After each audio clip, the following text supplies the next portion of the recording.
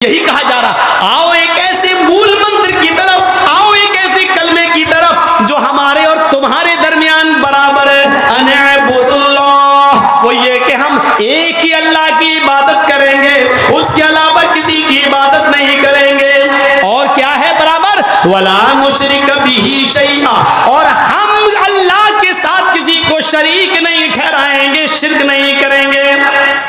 और एक और चीज हमारे और तुम्हारे दरमियान बराबर है, वला यत्तखिज़ बअदुना बअदन अरबाबम मिन दूनिल्लाह, हम में से बाज को अपना रब न बनाएगा।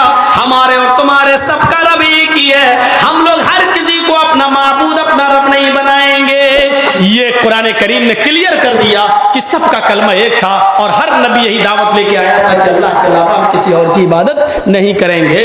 अब हर धर्म के अंदर नबी का जिक्र मौजूद है और आखिरी नबी का जिक्र तो बाकायदा मौजूद है। वलिकुल्ल कौमिन हाद, हमने हर कौम के अंदर एक डराने वाला भेजा है, हर कौम के अंदर एक डराने वाला भेजा है। हिंदू कौम के अंदर भी कोई ना कोई डराने वाला आया है, और जो आया है उसी ने आखिरी नबी जनाब मोहम्मद रसूलुल्लाह के बारे में पेशीन गोइयां की हैं। पेशीन गोइयों में पहली पेशीन गोई हम आपके सामने रख रहे हैं। देखिए कितनी बेहतरीन पेशीन गोई की गई है और आज भी ये हिंदू भाइयों की किताबों में मौजूद है। कल्कि पुराण अध्याय 2 मंत्र नंबर 61, तच्छुतुवा पुंडरीकाक्षो ब्राह्मण विदम विरीति भावने शंभलो विष्णु यशसु गृह सुमति प्रादुर्भाव्यम।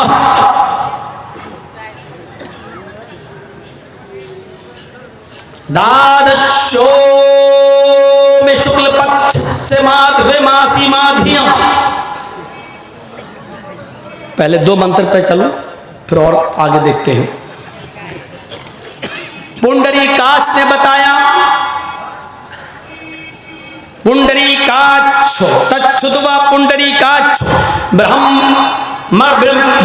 विरीति, अंतिम ऋषि कल्कि अवतार आखिरी नबी ब्राह्मण खानदान में आएगा, उच्च वंश में आएगा, ब्राह्मण खानदान में आएगा।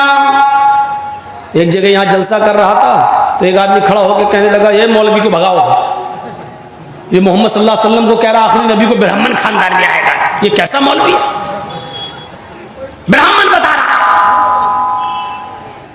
वो तो एक हो गया, लेकिन वहां उस इलाके में कुछ हिंदू भाई थे, उन्होंने मेरी बड़ी रक्षा की। उन्होंने कहा नहीं मौलाना साहब बोलो आप बहुत अच्छा बोल रहे हो।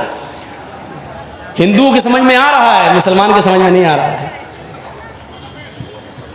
आप देख रहे हैं इस वक्त उत्तर प्रदेश में इलाहाबाद का क्या हाल है। एक स्कूल की प्रोफेसर ने डीएम को एप्लीकेशन दी है। 5:30 बजे के करीब मस्जिद से अजान की आवाज़ आती है, मेरी नींद खुल जाती है, फिर मुझे नींद नहीं आती है, जिसके कारण मेरे सर में दर्द हो जाता है। देख रहे हैं, मुझे कुछ नहीं कहना है, कोर्ट अपना काम कर रही हो, करेगी।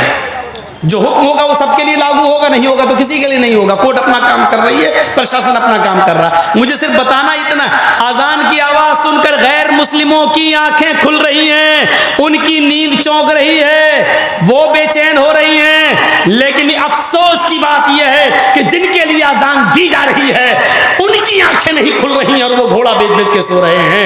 गैर मुस्लिम की हिंदू औरत की आंख खुल रही है, वो अजान की आवाज से बेचैन हो रही है, फिर उसको नींद नहीं आ रही है, वो एप्लीकेशन दे रही है, आजान की आवाज से गैर मुस्लिम उठ रहे हैं। लेकिन जिनके लिए आजान दी जा रही है और जिनके लिए कहा जा रहा है अस्सलातु खैरुम मिनन नौम, नींद से बेहतर नमाज है, आज वही घोड़े बेच कर सो रहे हैं। ऐसा लगता है जैसे रात में मछलियां बेच के आया था, उसके कान पे जू तक नहीं रिंग रहा है। यही हाल होगा जब तुम नमाजों से और मस्जिदों से दूर होगे तो गैर मुस्लिमों के जरिए अल्लाह तुम्हारी मस्जिदों से अजानें बंद करवाएगा। झगड़ा ही नहीं है लाउड स्पीकर का, झगड़ा ही नहीं है। अगर मुसलमान खुद वक्त के पाबंद हो जाएं तो उनके मोबाइल में भी टाइम आता है, उनकी घड़ियों में भी टाइम होता है। कोई जरूरत नहीं है माइक से अजान देने की, बगैर माइक के अजान। अगर मुसलमान मस्जिदों में आना शुरू कर दें तो जरूरत ही नहीं है लाउड स्पीकर इस्तेमाल करने की। गैर मुस्लिमों को फिर मस्जिदों से पाबंदी होगी। इतने लोग जो सुबह उठ सकते हैं और अपने रब के लिए अपनी नींद की कुर्बानी दे सकते हैं, ऐसी कौम से लड़ना बेकार है, बेकार। लेकिन हमारे पास एहसास नहीं। तच्छुद्वा पुंडरीकाचो ब्राह्मण विदंबरी, अंतिम ऋषि कल की अवतार ब्राह्मण खानदान में आएगा। भवाने विष्णु यश सुग्रह, विष्णु यश के घर में, विष्णु यश के घर में उसकी पैदाइश होगी, उसका जन्म होगा। सुमति प्रादुर्भाव्यम, और सुमति के पेट से वो जन्म लेगा, सुमति के पेट से जन्म लेगा। उसके जन्म लेने के बाद बरकतों के दरवाजे, बरकतों के द्वार खुल जाएंगे। उसके जन्म लेने के पश्चात बरकती बरकत हो जाएगी। ये लिखा हुआ है कल की पुराण अध्याय 2 मंत्र नंबर 61 में। ब्राह्मण खानदान में आने का मतलब, हिंदू धर्म में सबसे ऊंची कौम ब्राह्मण खानदान, ब्राह्मण कौम मानी जाती है, और उच्च वंश, सबसे ऊंचा वंश भी वही माना जाता है। तो उच्च वंश का मतलब ऊंचे खानदान में। अल्लाह के नबी सल्लल्लाहु अलैहि वसल्लम आखिरी नबी, अरब के सबसे ऊंचे खानदान, खानदान बनु हाशिम, सबसे अच्छी कौम कौम कुरैश, सबसे पावरफुल कौम कौम कुरैश, और सबसे ऊंचे खानदान खानदान बनु हाशिम में आपका जन्म हुआ था। ब्राह्मण का एक माना ये होता है वो अल्लाह वाली कौम होगी, ब्राह्मण ब्रह्मा वाली, अल्लाह वाली होगी, इसमें कोई शक नहीं है। जो लोग खाने काबा की हिफाजत करते थे, 360 बुतों की रखवाली करते थे, वो कौम सबसे ऊंची कौम मानी जाती थी, और ब्राह्मण अल्लाह वाली कौम मानी जाती थी। अल्लाह वाली कौम ये अलग बात है, दीन इब्राहिमी में बहुत सी बिदअत रवाज पा चुकी थी, इसलिए खुराफातें उनके अंदर भी मौजूद थी, लेकिन इस कौम को सबसे ऊंची कौम कहा जाता था।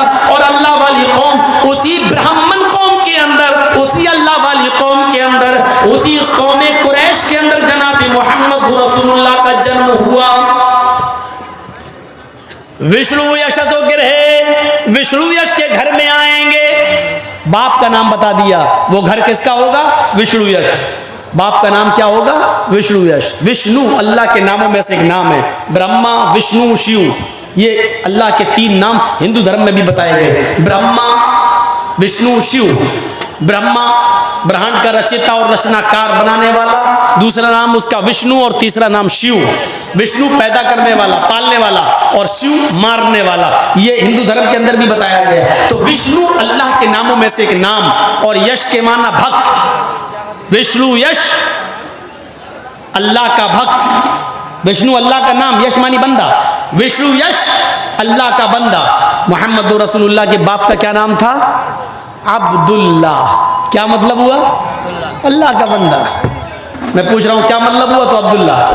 अरे अब्दुल्ला का मतलब पूछ रहा हूं तो कह रहा अब्दुल्ला। अब्द बंदा, और अल्लाह अल्लाह का नाम, तो अब्दुल्ला का मतलब अल्लाह का बंदा। विष्णु यश का मतलब अल्लाह का बंदा। वो किसके घर में आएंगे? विष्णु यश के, यानी अब्दुल्ला के।